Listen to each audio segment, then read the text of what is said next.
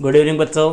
देखो बच्चों, अपने जियोग्राफी में थर्ड चैप्टर चल रहा है। तीसरा जो चैप्टर है जनसंख्या संगठन, इस चैप्टर की अपने चर्चा कर रहे थे और इस चैप्टर की अपने एक क्लास हो भी चुकी है जिसमें अपने मुख्य रूप से लिंगानुपात जो है इसके ऊपर चर्चा की थी। और अपने उस क्लास में लिंगानुपात के अलावा जो आयु संरचना होती है उसकी भी अपने चर्चा कर चुके हैं। अब उसी चैप्टर को अपने थोड़ा आगे बढ़ाते हुए आज अपने चर्चा करेंगे भैया तीन टॉपिक अपने शेष रहे। आयु लिंग पिरामिड, ग्रामीण नगरीय संगठन और साक्षरता।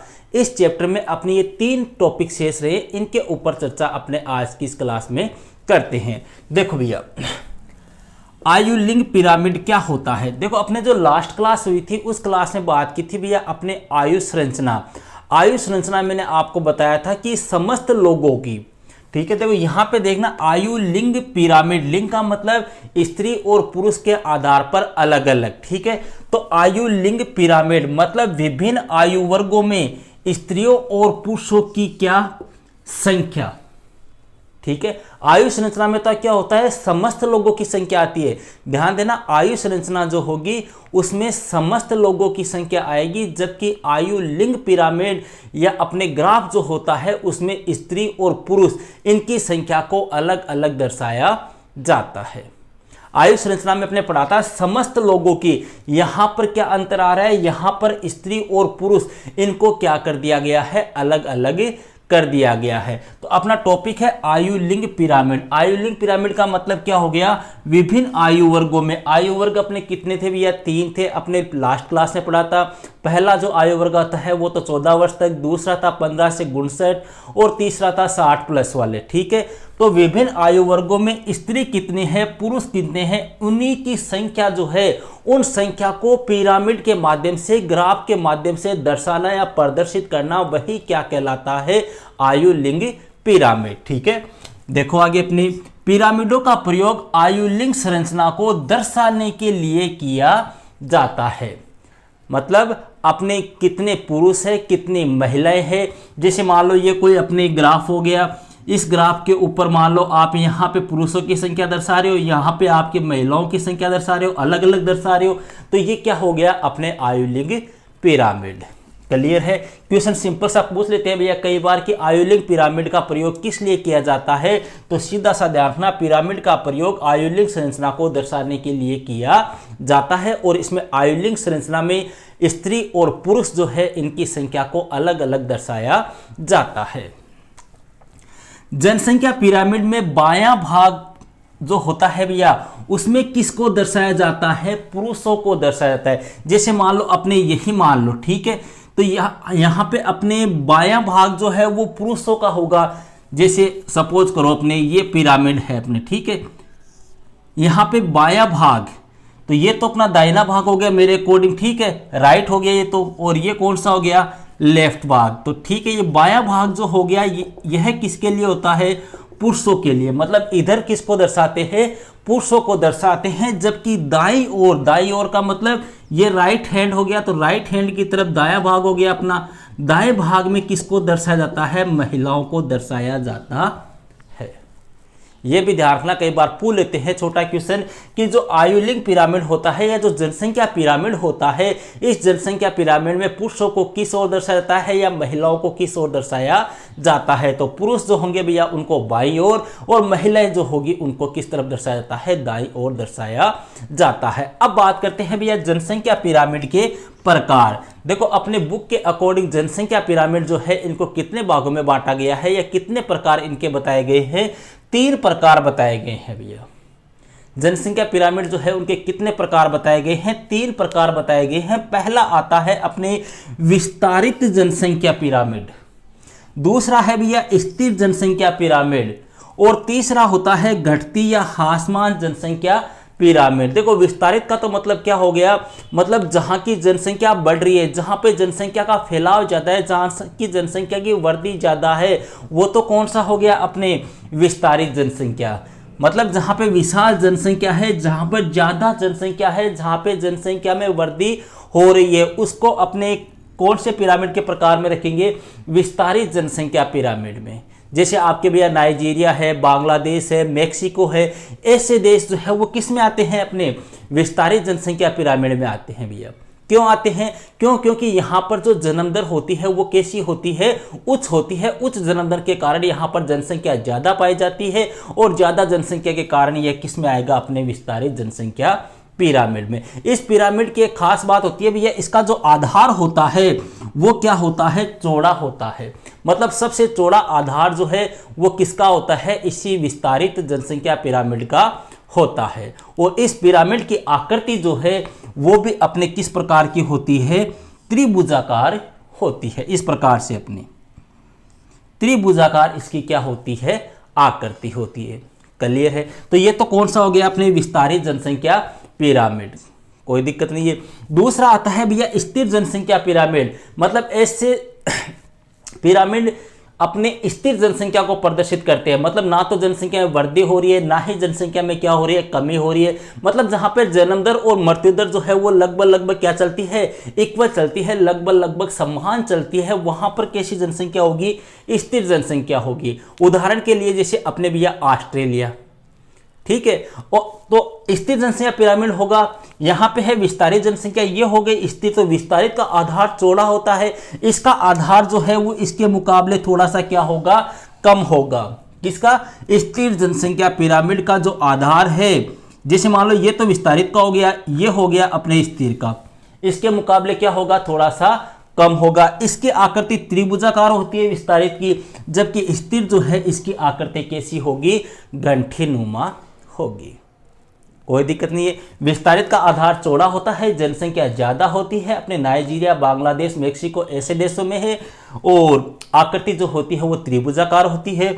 स्थिर जनसंख्या पिरामिड जो है इसकी आकृति गंठीनुमा होती है। आधार जो होता है वो इसके मुकाबले, विस्तारित के मुकाबले थोड़ा कम चौड़ा होता है। यहाँ की जनसंख्या समान होती है क्योंकि जन्म दर और मृत्यु दर जो है वो लगभग समान रहती है। इस प्रकार के यहाँ पे स्थिर जनसंख्या पाई जाती है, जैसे अपने ऑस्ट्रेलिया। तीसरा आता है भैया अपने घटती या ह्रासमान जनसंख्या। मतलब जहां पर जनसंख्या धीरे धीरे क्या हो रही है, कम हो रही है। यहां पर जनसंख्या में ह्रास हो रहा है, मतलब वृद्धि नहीं हो रही, कमी हो रही है। जैसे अपने बात करें भैया मुख्य रूप से जापान जो है, जापान अपने कौन से पिरामिडों में आएगा, घटती या ह्रासमान जनसंख्या पिरामिड के अंतर आता है। ठीक है, और इसका आधार जो होता है वो इसके मुकाबले भी क्या होता है, कम होता है। मतलब सबसे बड़ा आधार विस्तारित का, फिर स्थिर का थोड़ा छोटा, फिर इसका थोड़ा और छोटा। तो कहने का मतलब ये अपने जनसंख्या पिरामिड जो है वो मुख्य रूप से कितने प्रकार के होते हैं, 3 प्रकार के होते हैं। पहला विस्तारित हो गया, दूसरा अपने स्थिर हो गया, तीसरा अपने घटती हुई या ह्रासमान जनसंख्या पिरामिड। पहले के उदाहरण की बात कर ले तो नाइजीरिया है, बांग्लादेश है, मेक्सिको है। सेकंड की बात कर ले तो अपने ऑस्ट्रेलिया आ गया। थर्ड की बात कर ले तो अपने जापान आ गया। क्लियर है यहाँ तक? तो ये हो गया भैया अपने आयुलिंग पिरामिड। मतलब इसमें विभिन्न आयु वर्ग के लोगों को अलग अलग दर्शाया जाता है, स्त्रियों को अलग, पुरुषों को अलग। स्त्रियों को दर्शाते हैं कौन सी तरफ, राइट साइड अर्थात दाईं ओर, और पुरुषों को दर्शाते हैं भैया बाईं ओर। क्लियर है? अब अगला टॉपिक आता है भैया अपने ग्रामीण और नगरीय संगठन। देखो ग्रामीण और नगरीय संगठन, सबसे पहली बात तो अपने ये जो ग्रामीण और नगर मतलब शहर और गांव, ठीक है, सीधी भाषा में अपने बोलते तो गांव और शहर या नगर, ठीक है। तो ये विभाजन जो है भैया ग्रामीण और नगरीय, यह विभाजन जो है वो किस प्रकार से हुआ? अपने कहते हैं ना कि मैं तो गांव में रहता हूं, मैं शहर में रहता हूं। इसका मतलब आप कहां रह रहे हो, आपका निवास स्थान कहां है, इस निवास स्थान के आधार पर ही क्या होता है, विभाजन होता है। ग्रामीण जनसंख्या, नगरीय जनसंख्या या शहरी जनसंख्या या ग्रामीण या नगरीय संगठन, ठीक है। तो यह विभाजन किस आधार पे हुआ? आपके निवास के आधार पर, आपके आवास के स्थान पे, जहां आप निवास कर रहे हो, जहां आप रह रहे हो, जहां आप बस रहे हो, इसके आधार पे क्या होता है, ग्रामीण और नगरीय जनसंख्या क्या होता है, विभाजन होता है। देखो भैया इसमें थोड़ा थोड़ा मोटा मोटा आपके 2-4 अंतर दिया हुआ, बाकी डिटेल से चर्चा इसकी आगे के पाठों में करेंगे। यहां पर थोड़ा अपने शॉर्टकट में आपके दिया हुआ है। देखो भैया ग्रामीण तथा नगरीय लोगों की आजीविका जो होती है वो अलग अलग होती है। अलग अलग आजीविका होगी, सीधी सी बात है। ग्रामीण लोगों की आजीविका जो है, कमाने का जो मुख्य साधन है वो है खेती है, अपने पशुपालन है, अपने दुग्ध वगैरह है, ये होता है। जबकि शहरों जो होते हैं, शहरों का अपने कृषि और पशुपालन इनसे कोई लेन देन नहीं होता, क्योंकि यहाँ पर शहरों में इतनी जमीन ही नहीं होती है जहाँ पे खेती और पशुपालन का कार्य कर सके। यहाँ पर अपने मुख्य रूप से नगरों की बात करें तो नगरों में अपने व्यवसाय है, बिजनेस वगैरह है, गाड़ियाँ वगैरह है, या सेवा से संबंधित जो कार्य है वो यहाँ पर ज़्यादा किया जाता है। तो कहने का मतलब हो गया, ग्रामीण और शहरी या नगरीय लोगों की जो आजीविका है वो कैसी होती है, अलग अलग होती है। जनसंख्या घनत्व में भी क्या पाया जाता है, अंतर पाया जाता है। जनसंख्या घनत्व का मतलब यह प्रति वर्ग किलोमीटर में पाए जाने वाले लोगों की संख्या को क्या कहते हैं, जनसंख्या घनत्व कहते हैं। या आपने कहे कि प्रति वर्ग किलोमीटर में रहने वाले लोगों की संख्या। तो सीधी सी बात है, गांव का जनसंख्या घनत्व क्या होगा, कम होगा, क्योंकि गांव जो होते हैं भैया, वहां पर गांव में लोग जो है वो खुले खुले निवास करते हैं, खेतों में बस जाते हैं। एक खेत में एक मकान है, दूसरे खेत में दूसरा मकान है। जबकि शहरों में इतनी जगह नहीं होती, शहरों में जगह नहीं होने की वजह से मकान पास पास होते हैं, तो लोग पास पास में रहते हैं। ठीक है, तो अपने गाँव में जो है वो क्या होगा, जनसंख्या घनत्व क्या होगा, कम होगा। जबकि शहर जो है, उस शहरों में जनसंख्या घनत्व क्या होगा, ज्यादा होगा।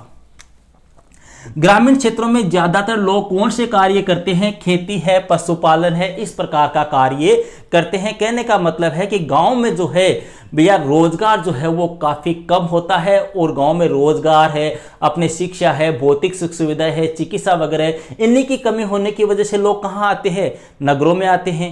समझ रहे हो आप। तो गांव में जो ज्यादातर लोग हैं वो कौन सा कार्य करते हैं, खेती का कार्य करते हैं। देखो भैया, अपने भारत की लगभग बात करें तो लगभग 70% के आसपास जनसंख्या जो है वो कहाँ निवास करती है, गांव में निवास करती है। और गांव में निवास करने वाले जनसंख्या में से 90% लोग जो है वो कौन सा कार्य करते हैं, कृषि का कार्य करते हैं।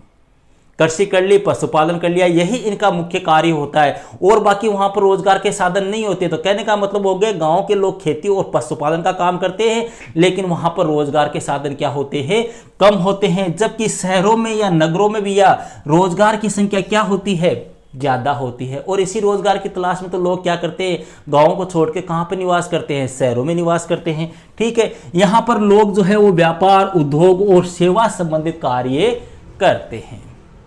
क्लियर है। अब अपना लास्ट टॉपिक रहा है भैया अपने इस चैप्टर का, साक्षरता।